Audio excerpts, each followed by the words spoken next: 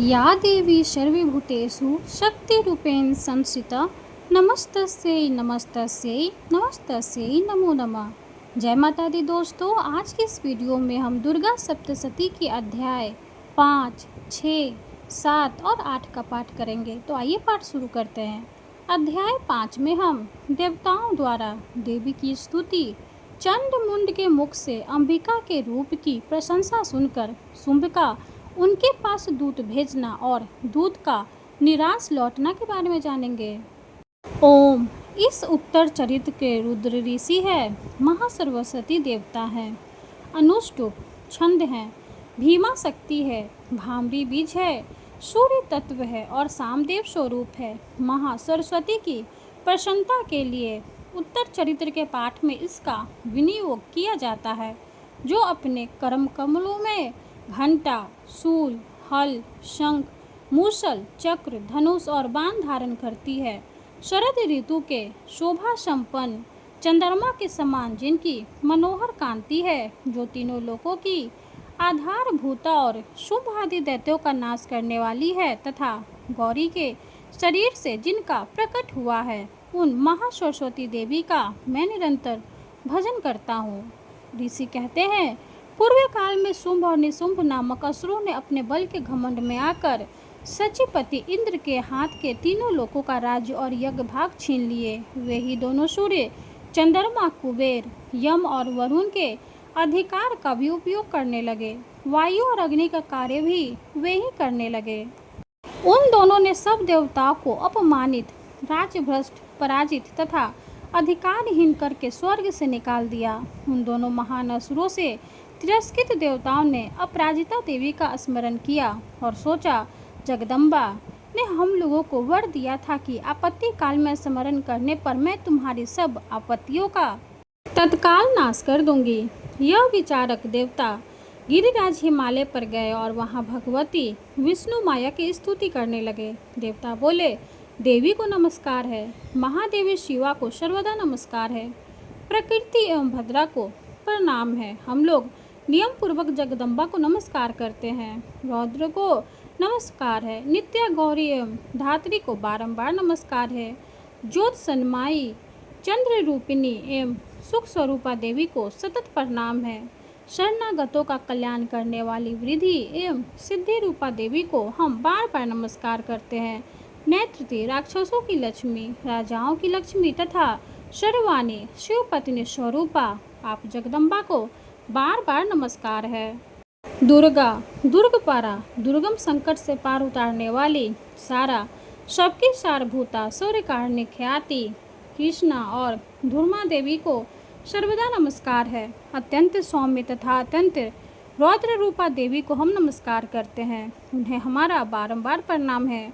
जगत के आधारभूता कृति देवी को बारंबार नमस्कार है। जो देवी सब प्राणियों में विष्णु माया के नाम से कही जाती है, उनको नमस्कार, उनको नमस्कार, उनको बारंबार नमस्कार है। जो देवी सब प्राणियों में चेतना कहलाती है, उनको नमस्कार, उनको नमस्कार, उनको बारंबार नमस्कार है।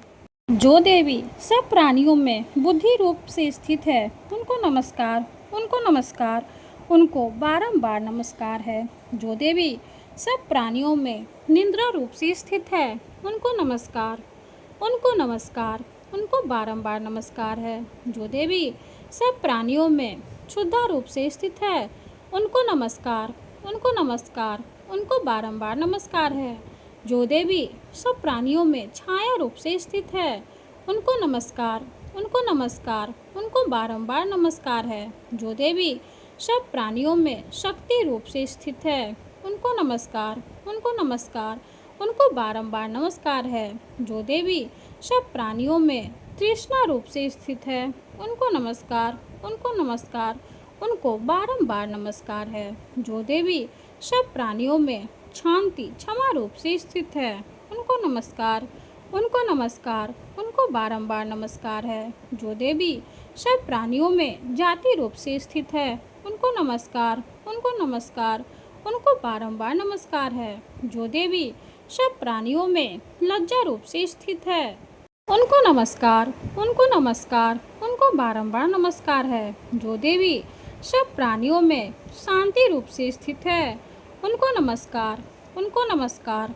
उनको बारंबार नमस्कार है। जो देवी सब प्राणियों में श्रद्धा रूप से स्थित है, उनको नमस्कार, उनको नमस्कार, उनको बारंबार नमस्कार है। जो देवी सब प्राणियों में कांति रूप से स्थित है, उनको नमस्कार, उनको नमस्कार, उनको बारंबार नमस्कार है। जो देवी सब प्राणियों में लक्ष्मी रूप से स्थित है, उनको नमस्कार, उनको नमस्कार, उनको बारंबार नमस्कार है। जो देवी सब प्राणियों में वित्तीय रूप से स्थित है, उनको नमस्कार, उनको नमस्कार, उनको बारंबार नमस्कार है। जो देवी सब प्राणियों में स्मृति रूप से स्थित है, उनको नमस्कार, उनको नमस्कार, उनको बारंबार नमस्कार है।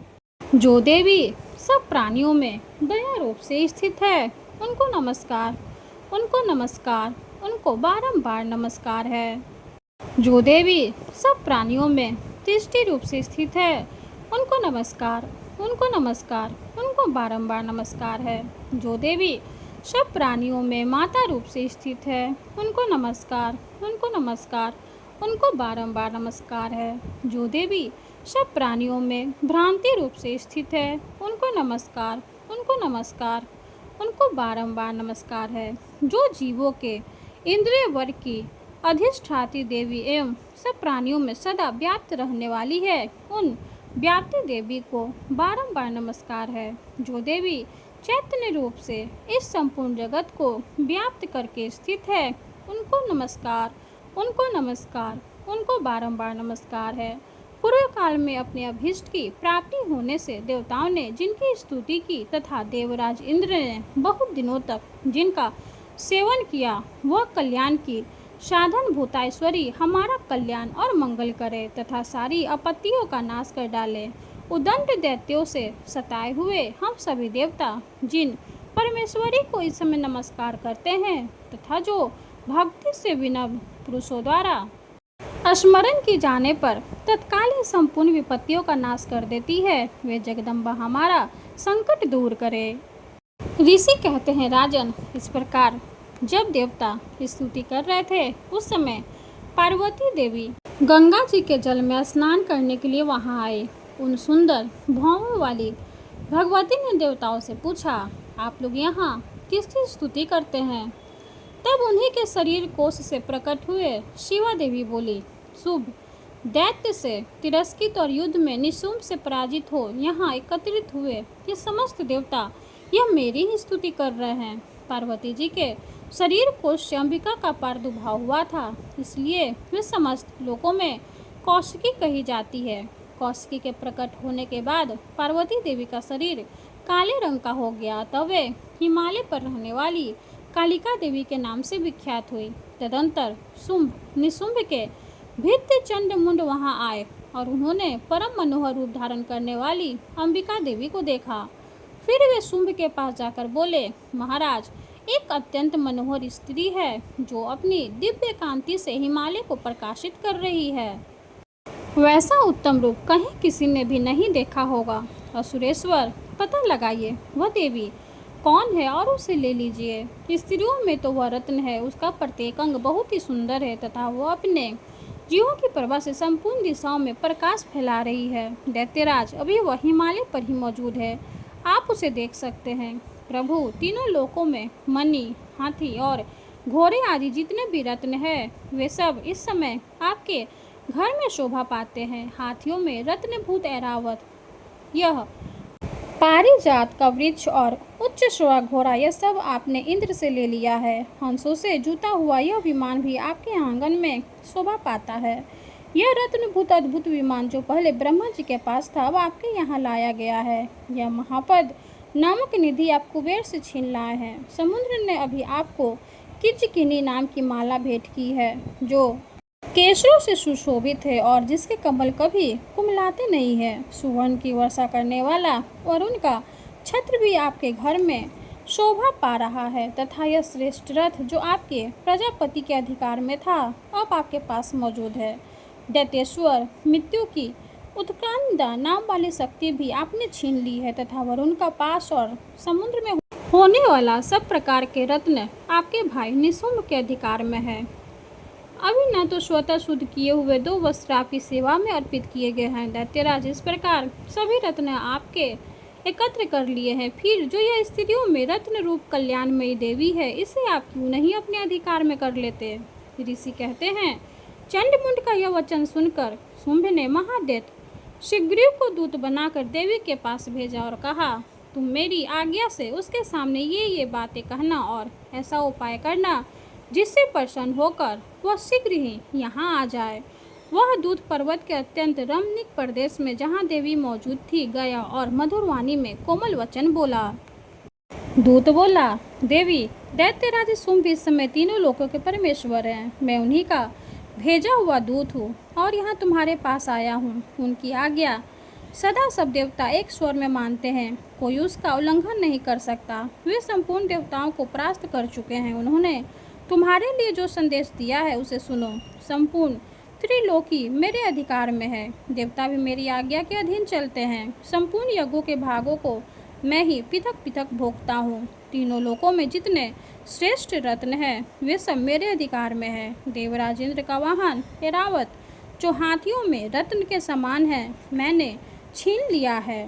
क्षीर सागर का मंथन करने से जो अश्वरथ उच्च स्वभाव प्रकट हुआ था, उसे देवताओं ने मेरे पैरों पर पड़कर समर्पित किया है। सुंदरी, उनके सिवा और भी जितने रत्नभूत पदार्थ देवताओं, गंधर्वों और नागों के पास थे, वे सब मेरे ही पास आ गए हैं। देवी, हम लोग तुम्हें संसार की स्त्रियों में रत्न मानते हैं, अतः तुम हमारे पास आ जाओ, क्योंकि रत्नों का उपभोग करने वालों से हम ही हैं।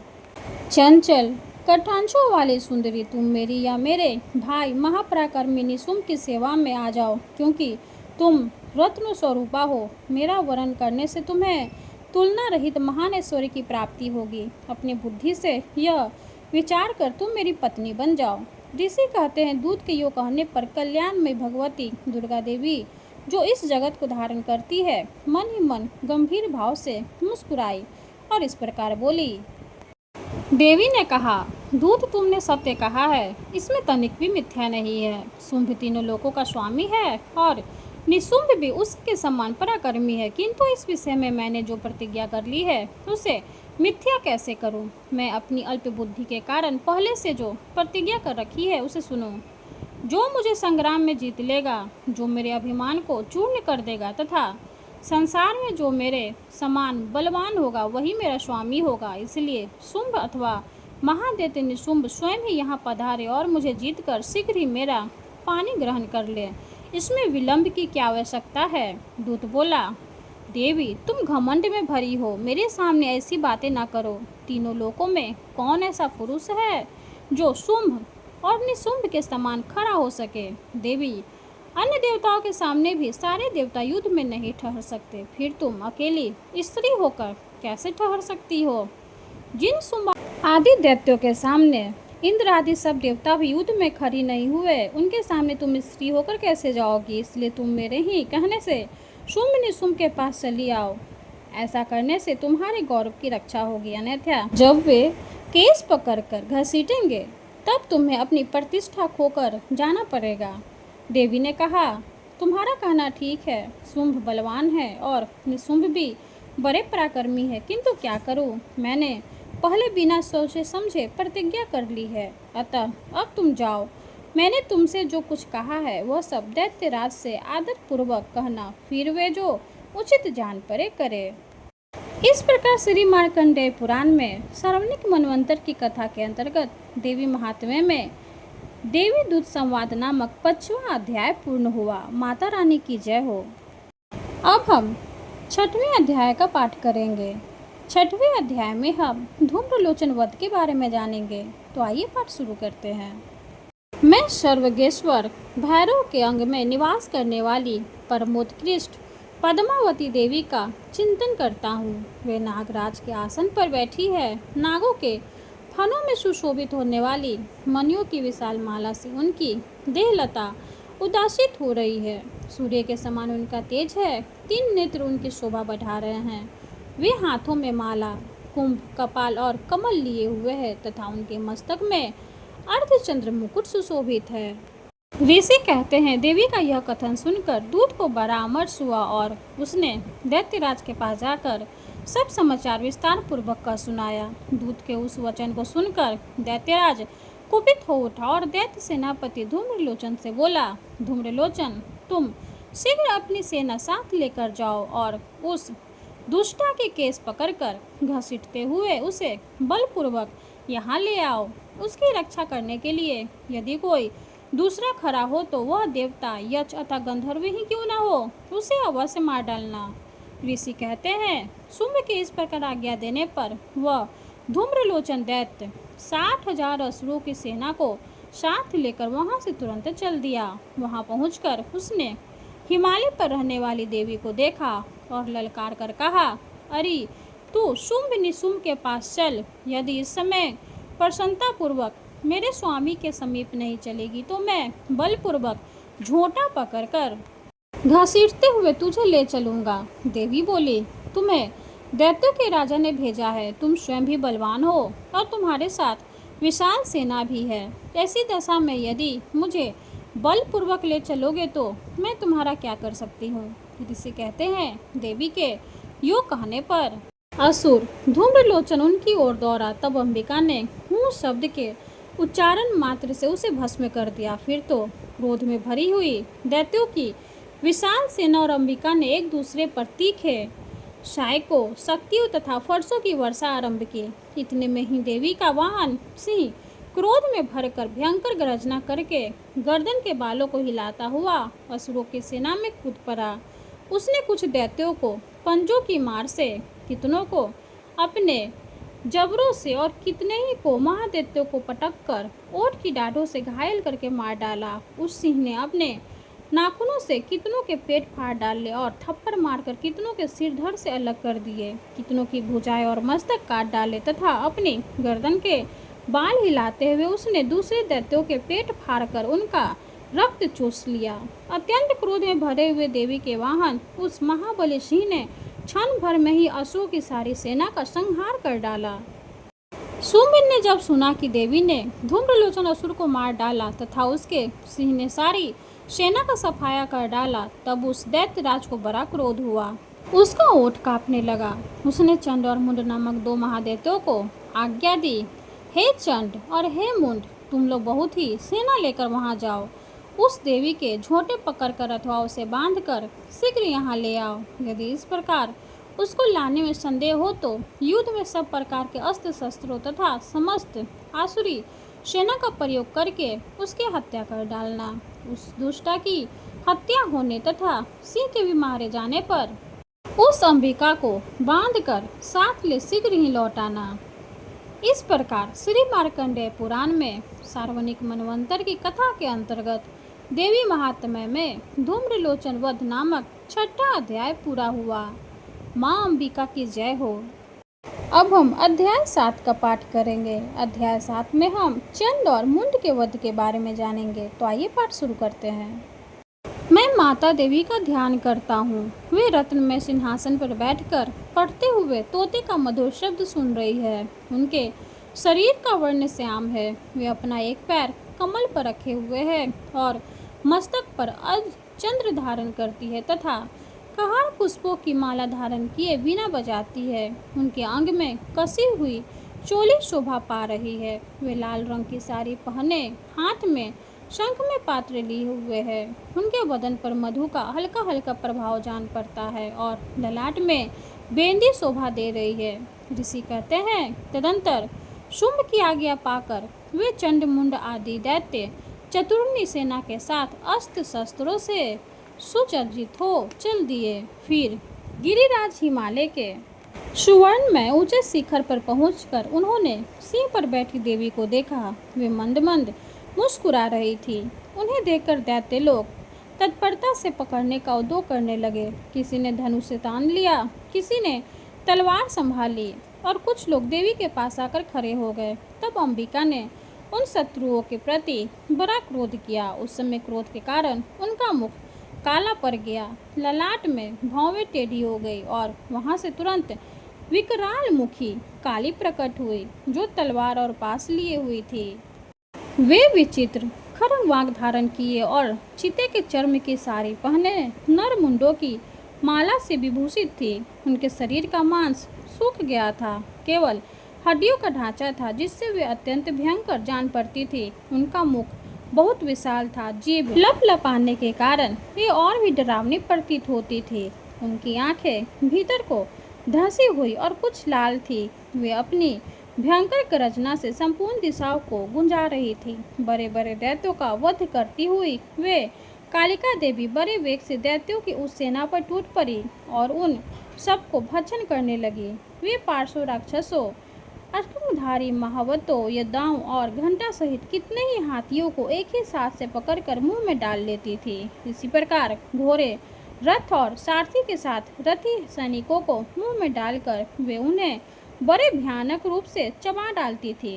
किसी के बाल पकड़ लेती, किसी का गला दबा देती, किसी को पैरों से कुचल डालती और किसी को छाती के धक्के से गिराकर मार डालती थी। वे असुरों के छोड़े हुए बड़े बड़े अस्त्र शस्त्र मुंह से पकड़ लेती और रोष में भरकर उनको दांतों से पीस डालती थी। काली ने बलवान एवं दुरात्मा दैत्यों की वह सारी सेना रौंद डाली, खा डाली और कितनों को मार भगाया।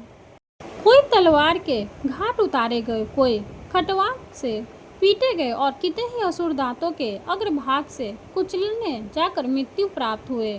इस प्रकार देवी ने असुरों की उस सारी सेना को क्षण भर में मार गिराया। यह देख चंड उन अत्यंत भयानक काली देवी की ओर दौड़ा तथा महादैत्य मुंड ने भी अत्यंत भयंकर बाणों की वर्षा से तथा हजारों बार चलाए हुए चक्रों से उन भयानक नेत्रों वाली देवी को आच्छादित कर दिया। वे अनेकों चक्र देवी के मुख में समाते हुए ऐसे जान पड़े मानो सूर्य के बहुतेरे मंडल बादलों के उदर में प्रवेश कर रहे हो। तब भयंकर गर्जना करने वाली काली ने अत्यंत रोष में भरकर विकट अट्टहास किया। उस समय उनके विकराल वदन के भीतर कठिनता से देखे जा सकने वाले दांतों की प्रभा से वे अत्यंत उज्जवल दिखाई देती थी। देवी ने बहुत बड़ी तलवार हाथ में ले हाँ का उच्चारण करके चंड पर धावा किया और उसके केस पकड़कर उसी तलवार से उसका मस्तक काट डाला। चंड को मारा गया देखकर मुंड भी देवी की ओर दौड़ा। तब देवी ने रोष में भरकर उसे भी तलवार से घायल करके धरती पर सुला दिया। महापराक्रमी चंड और मुंड को मारा गया देख मरने से बची हुई बाकी सेना भय से व्याकुल हो चारों ओर भाग गई। तदंतर काली ने चंड और मुंड का मस्तक हाथ में ले चंडिका के पास जाकर प्रचंड अट्टहास करते हुए कहा, देवी, मैंने चंड और मुंड नामक इन दो महापशुओं को तुम्हें भेंट दिया है। अब युद्ध यज्ञ में तुम शुंभ और निशुंभ का स्वयं ही वध करना। ऋषि कहते हैं, वहां लाए हुए उन चंड मुंड नामक महादैत्यों को देखकर कल्याणमयी चंडी ने काली से मधुरवाणी में कहा, देवी, तुम चंड और मुंड को लेकर मेरे पास आई हो, इसलिए चामुंडा के नाम से तुम्हारी ख्याति होगी। इस प्रकार श्री मार्कंडेय पुराण में सार्वजनिक मनवंतर की कथा के अंतर्गत देवी महात्म्य में चंड मुंड वध नामक 7वां अध्याय पूर्ण हुआ। माता रानी की जय हो। अब हम अध्याय 8 का पाठ करेंगे। 8वां अध्याय में हम रक्त बीज के वध के बारे में जानेंगे। तो आइए पाठ शुरू करते हैं। मैं अनिमा आदि सिद्धिमय किरणों से आवृत भवानी का ध्यान करता हूँ। उनके शरीर का लाल रंग है और नेत्रों में करुणा लहरा रही है तथा हाथों में पाश, असंख्य बाण और धनुष शोभा पाते हैं। ऋषि कहते हैं, चंड और मुंड नामक दैत्यों के मारे जाने तथा बहुत सी सेना का संहार हो जाने पर दैत्यों के राजा प्रतापी शुंभ के मन में बड़ा क्रोध हुआ और उसने दैत्यों की संपूर्ण सेना को युद्ध के लिए कूच करने की आज्ञा की। वह बोला, आज उदयाधूत नाम के 86 दैत्य सेनापति अपनी सेनाओं के साथ युद्ध के लिए प्रस्थान करे। कंबू नाम वाले दैत्यों के 84 सेना नायक अपनी वाहिनी से घिरे हुए यात्रा करे। 50 कोटि वीर्य कुल के और 100 धौम्र कुल के असुर सेनापति मेरी आज्ञा से सेना सहित कूच करे। कालक, दोहद्र मौर्य और काल के असुर भी युद्ध के लिए तैयार हो मेरी आज्ञा से तुरंत प्रस्थान करे। भयानक शासन करने वाला असुर राज शुंभ इस प्रकार आज्ञा दे सहस्त्रों बड़ी बड़ी सेनाओं के साथ युद्ध के लिए प्रस्थित हुआ। उसकी अत्यंत भयंकर सेना आती देख चंडिका ने अपने धनुष की टंकार से पृथ्वी और आकाश के बीच का भाग गुंजा दिया। राजन, तदंतर देवी के सिंह ने भी बड़े जोर जोर से दहाड़ना आरंभ किया। फिर अंबिका ने घंटे के शब्द से उस ध्वनि को और भी बढ़ा दिया। धनुष की टंकार, सिंह की दहाड़ और घंटी की ध्वनि से संपूर्ण दिशाएं गूंज उठी। उस भयंकर शब्द से काली ने अपने विकराल मुख को और भी बढ़ा लिया तथा इस प्रकार से विजयी हुई। उस तुमुल नाद को सुनकर दैत्यों की सेनाओं ने चारों ओर से आकार चंडिका देवी, सिंह तथा काली देवी को क्रोधपूर्वक घेर लिया। राजन, इसी बीच में असुरों के विनाश तथा देवताओं के अभ्युदय के लिए ब्रह्मा, शिव, कार्तिकेय, विष्णु तथा इंद्र आदि देवों की शक्तियाँ जो अत्यंत पराक्रम और बल से संपन्न थी, उनके शरीरों से निकलकर उन्हीं के रूप में चंडिका देवी के पास गई।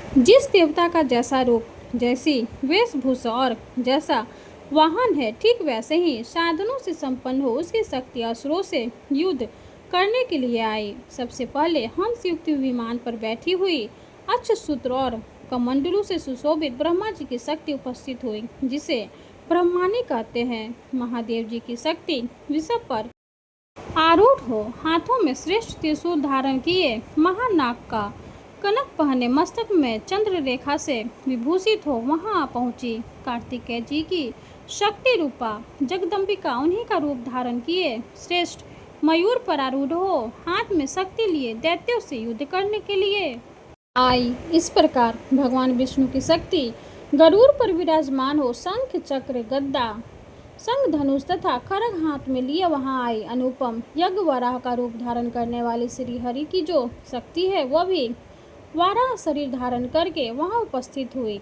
नाग सिंह शक्ति की निशी के समान शरीर धारण करने वहां आए। उसी गर्दन के बालों के झटकने से आकाश के तारे बिखर पड़ते थे। इसी प्रकार चंद्र की शक्ति व्रज हाथ में लिए गजराज रावत पर बैठ कर आए।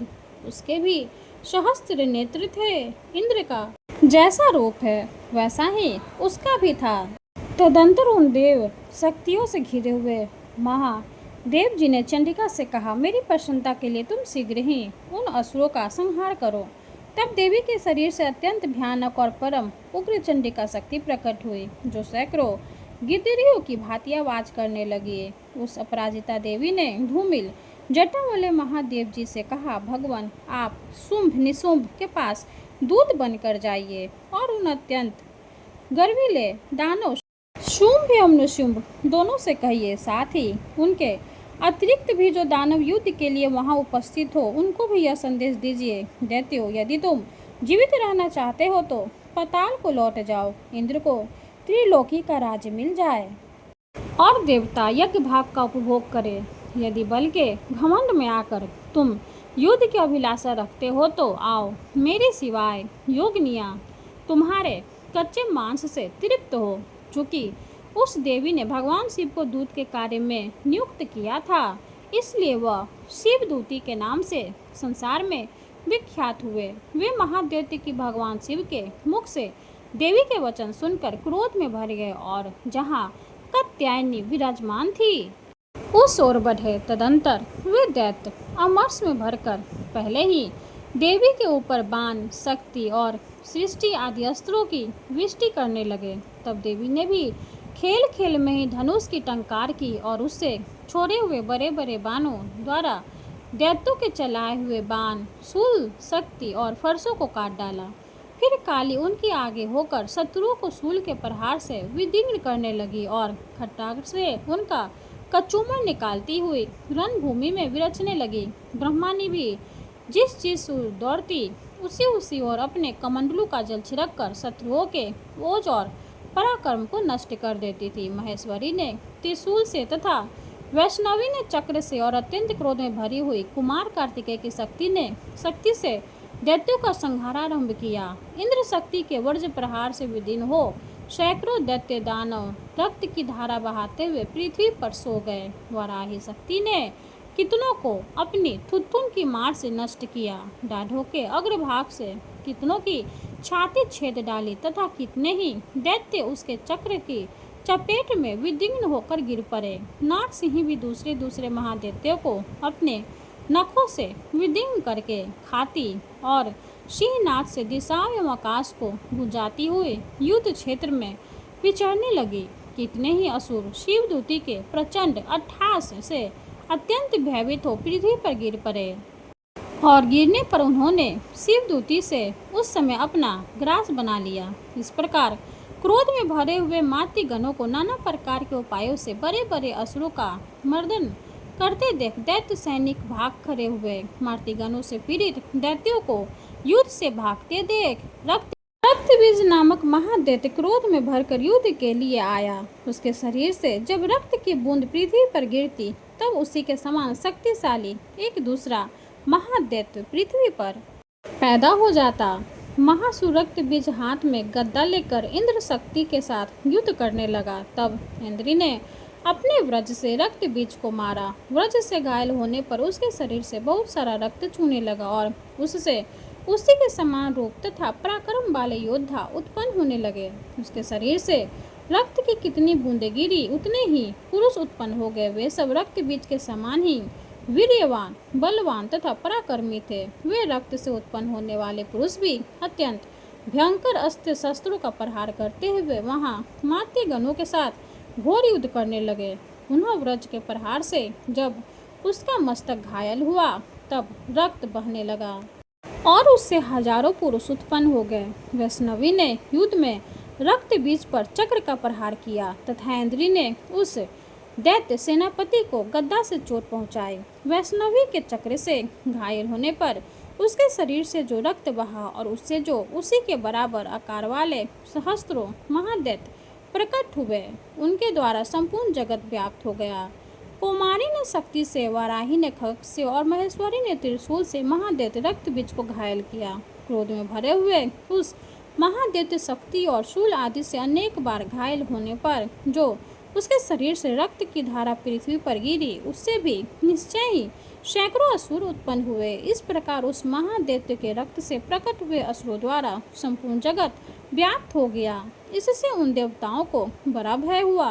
देवताओं को उदास देख चंडिका ने काली से शीघ्रतापूर्वक कहा, चामुंडे, तुम अपना मुख और भी फैलाओ तथा मेरे सहस्त्रपात से गिरने वाले रक्त बिंदुओं और उनसे उत्पन्न होने वाले महादैत्यों को तुम अपने इस उतावले मुख से खा जाओ। इस प्रकार रक्त से उत्पन्न होने वाले महादैत्यों का भक्षण करती हुई तुम रण में विचरती रहो। ऐसा करने से उस दैत्य का सारा रक्त छीन हो जाने पर वह स्वयं भी नष्ट हो जाएगा। उन भयंकर दैत्यों को जब तुम खा जाओगी तब दूसरे नए दैत्य उत्पन्न नहीं हो सकेंगे।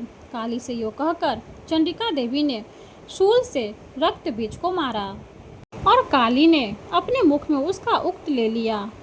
तब उसने वहां चंडिका पर गदा से प्रहार किया, किंतु उस गद्दापात ने देवी को तनिक भी वेदना नहीं पहुंचाई।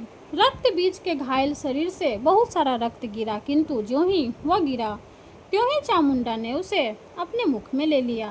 रक्त गिरने से काली के मुख में जो महादैत्य उत्पन्न हुए उन्हें भी वह चट कर गए और उसने रक्तबीज का रक्त भी पी लिया।